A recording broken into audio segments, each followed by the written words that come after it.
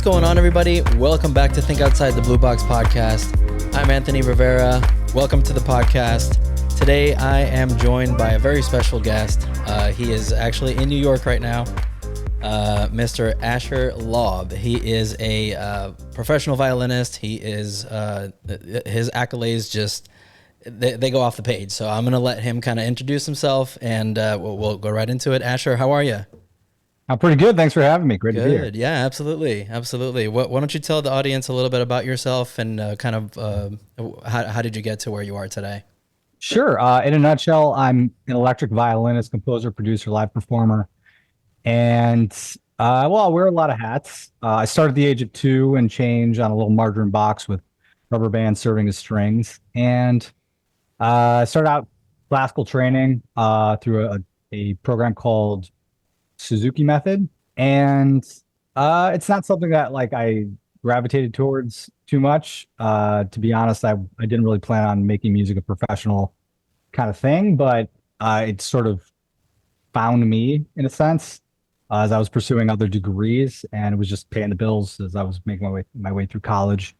So the last basically 20 years I've been doing this in the tri-state and across the country, based in New York, mostly violin based music. Also a music producer that sort of evolved. I mean, I could talk forever. So the career basically started when I was 19, 20, when made my way to New York for college, for university. And I have an entertainment group, Fiddler's Dream Productions, that I'm proud to, work with some amazing musicians in the tri-state and different parts, different states, also for corporate events, concerts, that type of stuff. But my main focus is on violin and production and sync music, film, sync licensing, and weddings, corporate events, that type of stuff. So, Oh, that's awesome. What was it about the violin that kind of drew you in? What of all the instruments, how did that find you? what was it about the violin? Well, it was my oldest brother who I looked up to. He's 5 years older than me when I was a little baby, and I was just impressed. I was mesmerized by his playing, and I wanted to do that. So, and also my aunt Sheila's in the Boston Symphony, fourth chair in the Boston Symphony. Sheila Fikowski, somebody who inspired me, and I kind of wanted to do that also. And I used to have these private, what do you call it, sessions where she would guide me whenever she came into town, and she would, watch me playing my concertos and give me a little bit of soft advice. And so I found that to be an inspiration and gave me a drive to want to do more. But it's not really classical music that so much brought me into the professional realm of music on the New York scene. It's more like the improv that kind of drove me and allowed me to, I guess, to make something of my career, to distinguish myself. Now, what is the difference between the classical violin and the electric violin? Because I know you said you kind of stick to the electric one. So I play electric, basically just based on demand. I was playing acoustic for a number of years at just events, private events, and I realized there was just the feedback was too much of an issue playing with wind instruments and drums, and just got noisy, and I didn't have a lot of sound control. So the electric violin is sort of a necessity in that type of situation.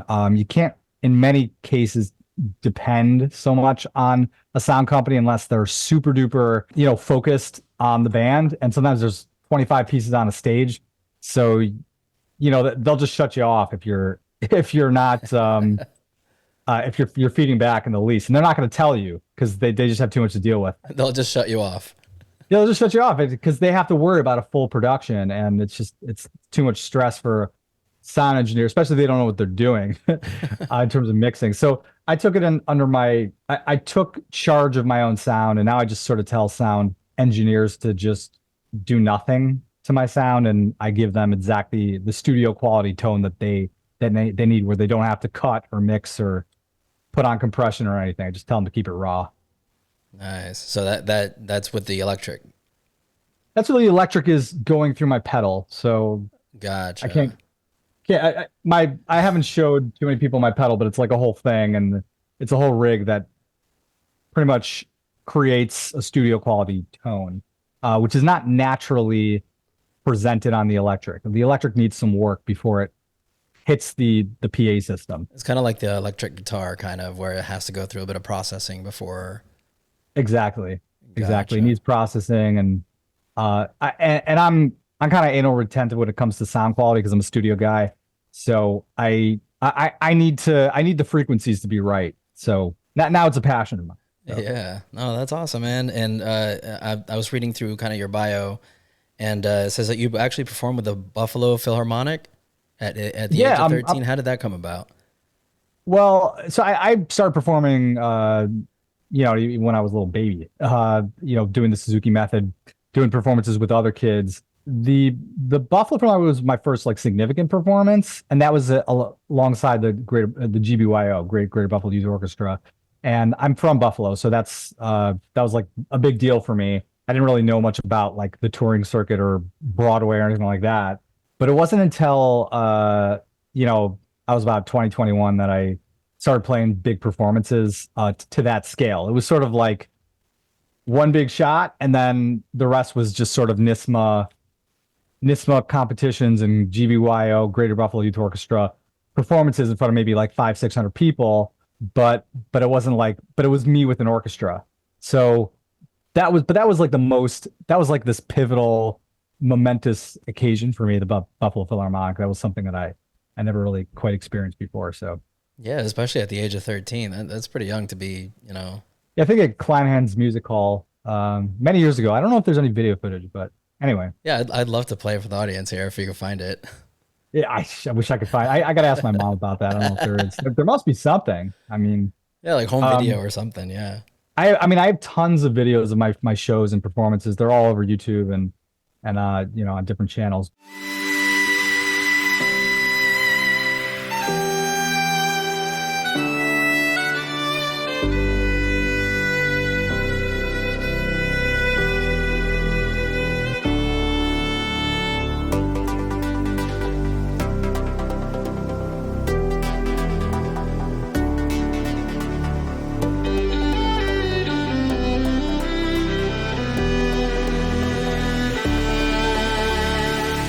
It says you actually performed live on PBS.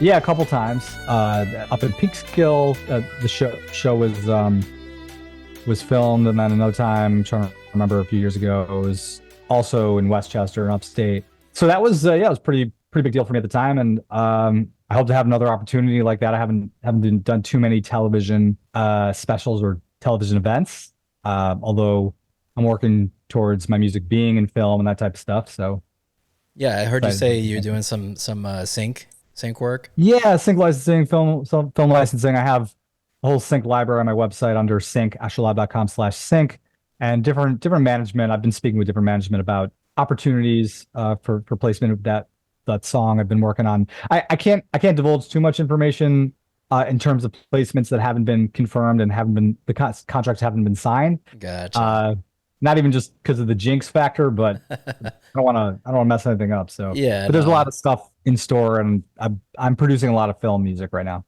Oh, that's awesome, man. Yeah, I know the NDAs are crazy, especially in the industry. So yeah, no worries.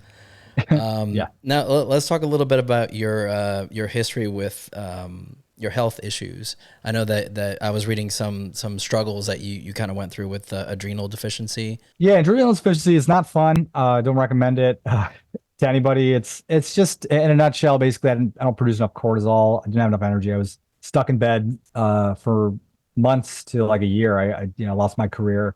Had to start all over again. Took me a number of years to like restart everything to regain the my connections and demand. Prior to that, I had a chronic inflammatory condition. I was diagnosed with by a neurologist, and that was pretty depressing to hear. And then, I'm sure.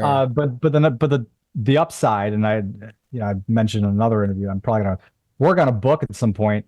I managed to emerge out of that mess with newfound understanding as to what my priorities should be in life. So that was a good thing, and I'm excited to sort of share music and love and happiness and joy with the world, and with my newfound perspective on what's really important in life. Would you say that music kind of had a part to play in that, you coming out of that? Well, I would say I could tell you what it wasn't. It was not the Cortef. The Cortef that I was on a permanent dosage of.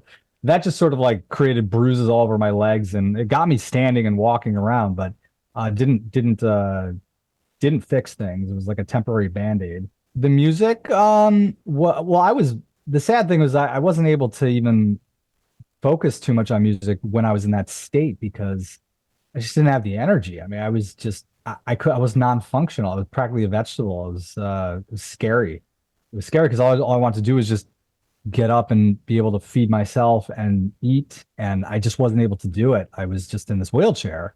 That was after I was just sort of a vegetable, and I needed my father to take care of me for many months. So, but music was obviously I was motivated to get better. As I gained strength over the months, the music gave me some motivation to just keep getting stronger and to learn more about what was wrong and how I could fix it. And but my ultimate motivation was really my family, that they depended on me and always depend on me. And I just that all I wanted to do was just be able to provide for them. And that's one of the greatest stressors for a father, is to lose the ability to care for your family. When you realize that that's, it's not just myself that I was dependent on, it's other people that love me and care for me and needed me to be in their life. Now, do you still kind of struggle with that, or is that something that's in your past? I am grateful to say that since I say about 8 years, it's been about eight years since I was diagnosed with adrenal insufficiency, and it's an ongoing. You never get better 100%, but it's been managed to the point where I don't really have to worry as much, and I haven't had any fallbacks. I haven't had any regressions or anything like that. So yeah, I've been consistently able to provide for myself and for my family, thankfully, because I understand my body. I understand the triggers. I understand, I know what foods to avoid, what chemicals to stay away from, things that are triggers in my immune system, unfortunately. Now, what is it like to kind of be on the road and be a full-time performer? Because you are a full-time performer, correct? Yeah, I'm a full-time performer, do about 175 to 200 events a year. And the traveling has been a major stressor for my family. I'm still getting calls out in LA and San Francisco. It's kind of painful to turn them down, but and I do still go out. Like I went to Hawaii, it was like a few months ago. And I do go to Florida, Texas. I get a lot of calls all over the place. Nice. I love these events. I love the performances. I try to stay local, as in tri-state, as often as possible. Just this is a conversation I had with my wife, and that's the case for now. I fully intend to bring my music to Europe again, and to Canada and across the country as soon as the opportunity arises. Just got 2 kids right now, and trying to stay local-ish. Nice. This region at least. Yeah. Now, do you compose and you write and you do everything yourself? Yeah, I compose about 12 to 15 original songs a year, and I'm working on 20 because I'm trying to build up my film list, repertoire, so to speak, like my for licensing music libraries. Yeah, so when Hollywood comes calling, you got something ready for them. Pretty much. Well, just again working with managers, and that's how it kind of works in the industry. It's like there's demand, and when the demand is there, like you have to respond immediately. And such as after this interview, I have to respond immediately to a client. Often it's not like, okay, let's talk in 3 days. It's like we need to talk like today or this afternoon or like tomorrow morning first thing. So that's just sort of the name of the game. Gotcha. I'm not sure why, but learn the hard way. Today's episode is proudly presented by Audible. Whether you're on a quest to broaden your horizons or eagerly searching for your next captivating summer read, Audible has the world's most extensive collection of audiobooks and podcasts. For a limited time, we invite you to sign up for a 30-day complimentary trial, which includes a free audiobook that's yours to keep, even if you choose not to continue with the subscription. Visit audible.blueboxdigital.com or scan the QR code on your screen to start listening today. We also now offer subscriptions with perks. You can get these episodes without ads, behind the scenes, private live streams, and so much more. Head over to support.blueboxdigital.com or scan the QR code on the screen to sign up. Help the show grow and become part of the Blue Box family. Thanks in advance for your support. Now back to the show. Now let's talk a little bit about your process. What do you do to get inspired, or what inspires you to to compose these? Producing these music, pieces? beautiful music, and my fans are a big inspiration for me. The DMs, the comments, just the people that buy my music, people that like just send me messages and tell me how much they appreciate it. That's a huge motivation. I am very, very motivated with at this point in my career with the respect to the film music, to get my music in front of audiences that are watching movies and that type of stuff. That's something that really drives me, mostly because I kind of am looking to supplement that more or less I say at the expense of live performances, because I'm looking to make music for people that are passionate about the music, instead of like that are there for a networking event or there for a like another concept where the music is sort of built around the concept. I'm kind of, you get what I'm saying. I'm trying to get people, like the music is secondary to.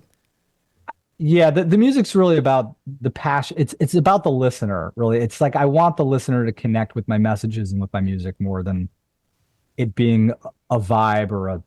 You get my point. Yeah, no, for sure. And I know you mentioned that at first you didn't intend for this to be a full-time career. Well, what did you do before then? Yeah, so I have a very expensive nursing degree from NYU. Nice. Also very expensive education degree. I was a teacher for 4 years in the DOE, which is something I grateful for the experience, and I think it still holds some relevance in my current career. It's just I haven't realized exactly how that will work in with my music.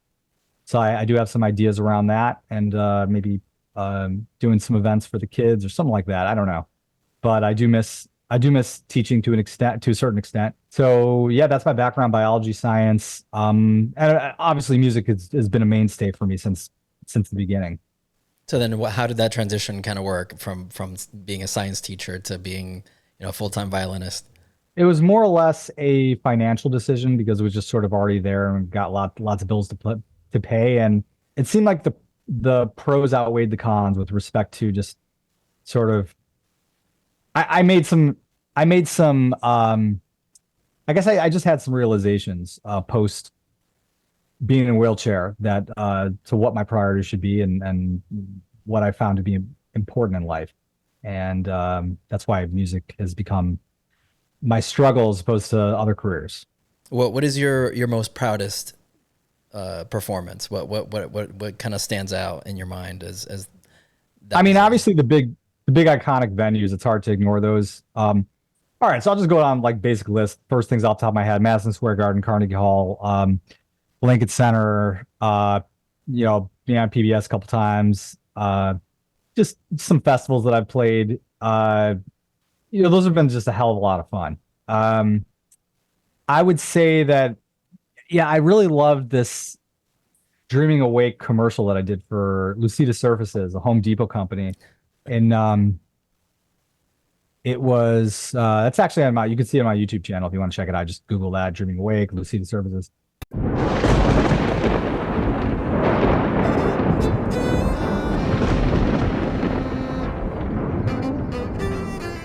Life.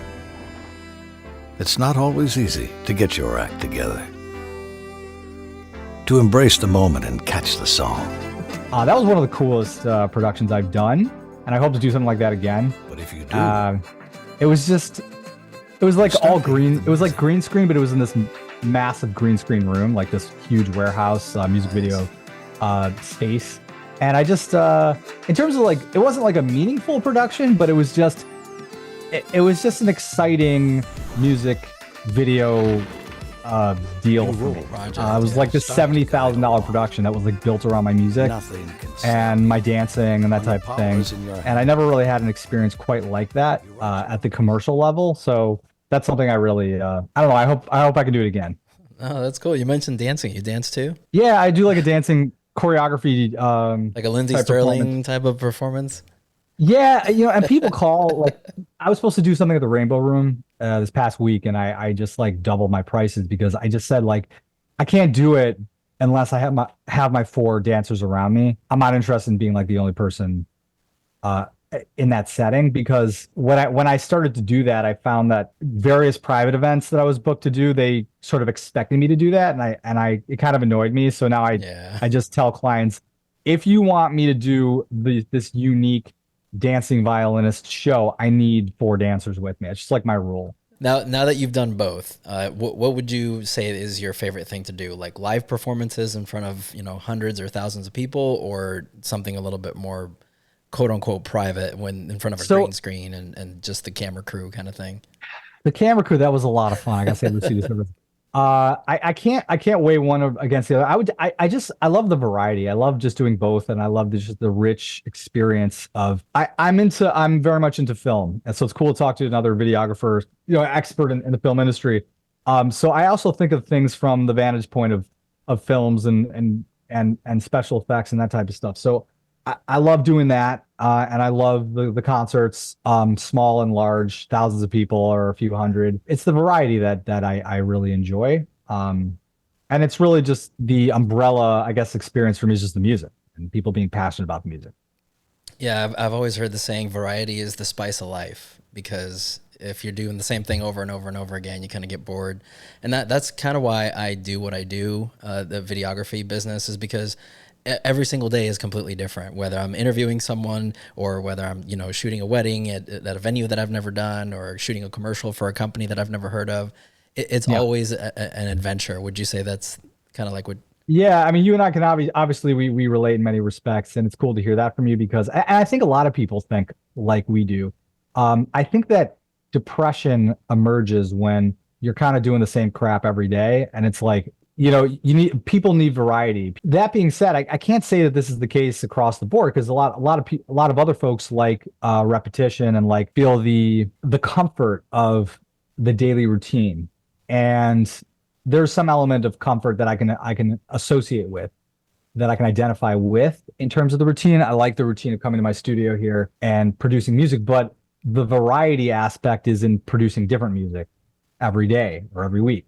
So every music video is different, every song is different, and the space that I'm shooting in is different. Every event is different. So yeah, I can't say that I would enjoy being like signing up to be like an in-house performer at one venue. I think after a while, unless it's MSG or Carnegie Hall, I can't say I'd be too happy. Yeah, because I mean, you'd be performing pretty much the same thing every single night, just for a different audience, and yeah, I could see how that could get old. Yeah, for the event halls at least. Yeah. I had it. Oh, because you mentioned depression. Do you struggle with mental health? I don't believe that I do. I have been labeled as such by different people because, oh yeah, he was like, he had adrenal insufficiency and he was in bed for a year and then he magically got up. I was objectively like the cortisol levels were objectively like depleted, and that was not a purposeful.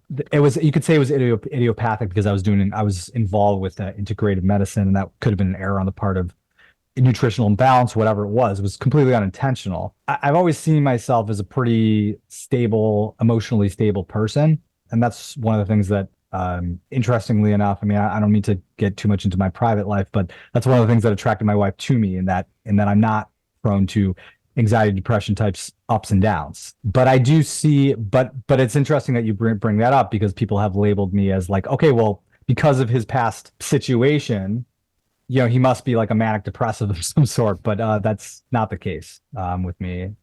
People are welcome to believe what they want. Speculate. Yeah, that's not. Yeah, people. I can see people speculating that, but I do have health problems. But they're at the hormonal level, and I generally see myself as a pretty happy person.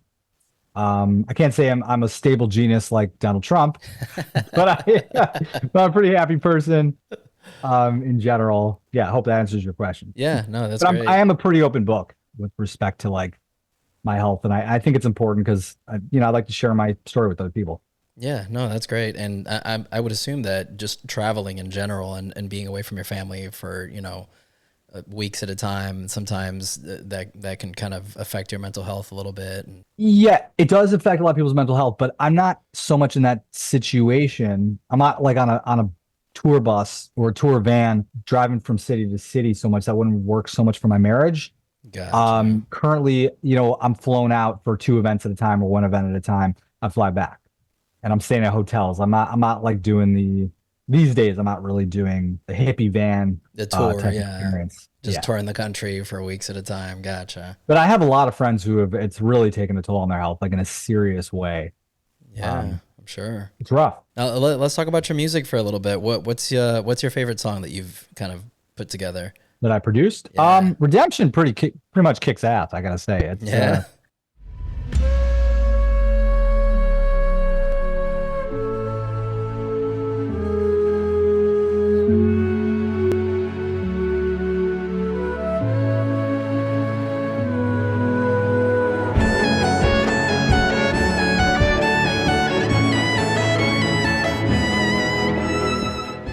it's a good production. It's like a full symphony with EDM, so it's like a blend of EDM and classical. Neon Dreams was the first song that really launched my independent artist career. That's progressive house. That's like electro house type of genre, featuring the violin. Redemption is something I'm really proud of because it's not easy to blend EDM and classical. Oh, yeah. That's got like winds, strings, like a 40 piece string, layers, and electronic beats, that type of stuff. So that was kind of my next question. Do you dabble in different genres? Yeah, so I do some hip hop, cinematic classical. Misha Baruch is a cinematic classical piece I just released along with Fiddler's Productions 2 days ago. That's on all major platforms. Redemption was released 4 weeks ago and has an associated Pixar music video on my YouTube channel. So that's a fun kind of narrative I want to welcome people to check out. It's about love and addiction.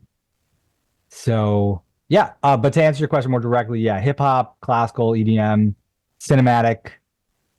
That's where I do a lot of genres. Yeah, no, that's great. Hey, the spice. Got to spice it up. Spice it up. Well, also it's because of the listeners. Listeners want to hear variety. Yeah. Yeah, because you don't want to paint yourself into a corner either. Yeah, it's true. Absolutely. And I do a lot of covers, so I think people just want to hear variety. So right. For somebody that's kind of starting out in the industry, I know my daughter, she's in chamber right now. She kind of plays the violin and the viola. She's starting to teach now. For somebody like that's just starting out in the industry and doesn't really know where to go or like, because there's so many avenues you can go into. What piece of advice would you give somebody that's just starting out? Well, teaching is definitely a great way to have some stability in your career. Live performances are not necessarily, unless you hook up with a band, they're not guaranteed. That's what I did initially for like a good 10 years. So if you want to sort of start with the stable end of life within the music context of performance, try to connect with some bands, some booking agents, show them what you got, share some videos of what you're capable of, your range in terms of, are you a sight read? What kind of music can you play by heart? Who do you play with? And that's a good way to launch a career. That's how I started. Yeah, no, that's great advice. And what's next for you, man? What's in the pipe? I know you can't really talk about a lot of stuff because of the NDAs, but can you give us a little preview what you're working on? So film and sync licensing, which you were alluding to.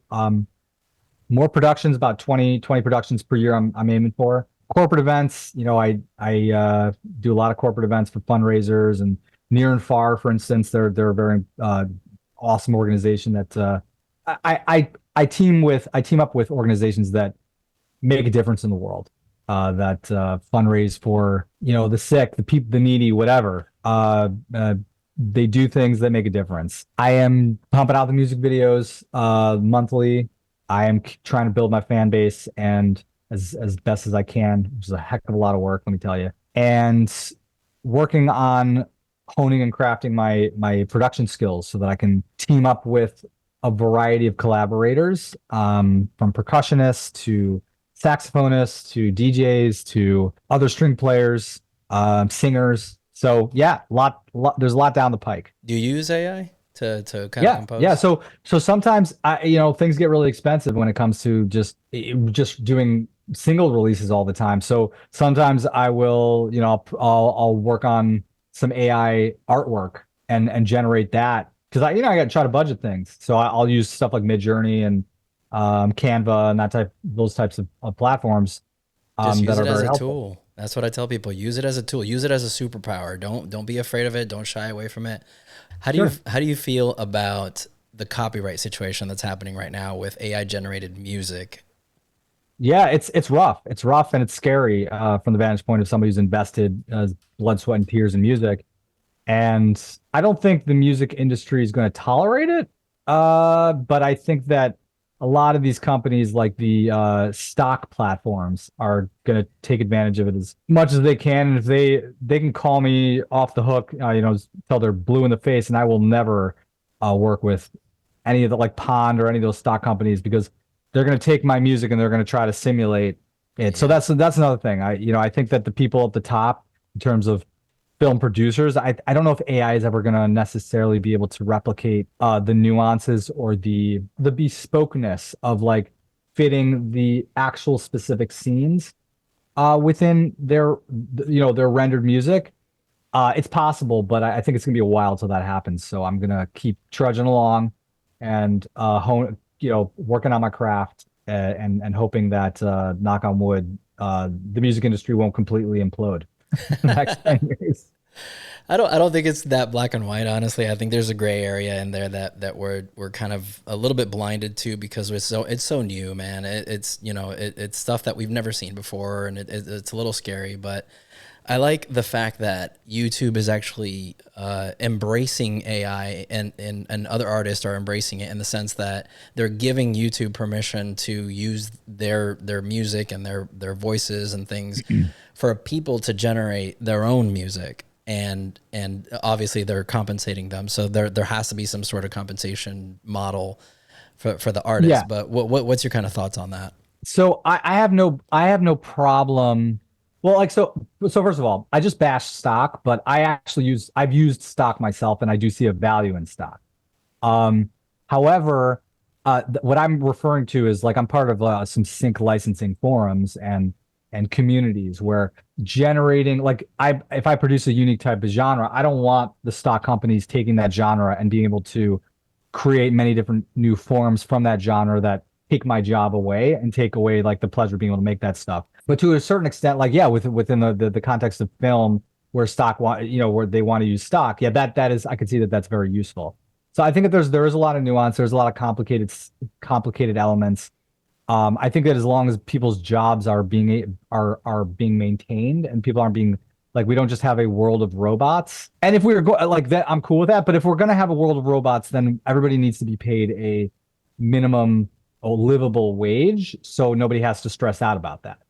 You know what I mean? In which case, I'll just end up like couch potatoes, but the jobs need to remain so that people are motivated. And I think that at the top, within the political realm, within even the private equity firms that are pretty much driving society, they can't have people just quitting.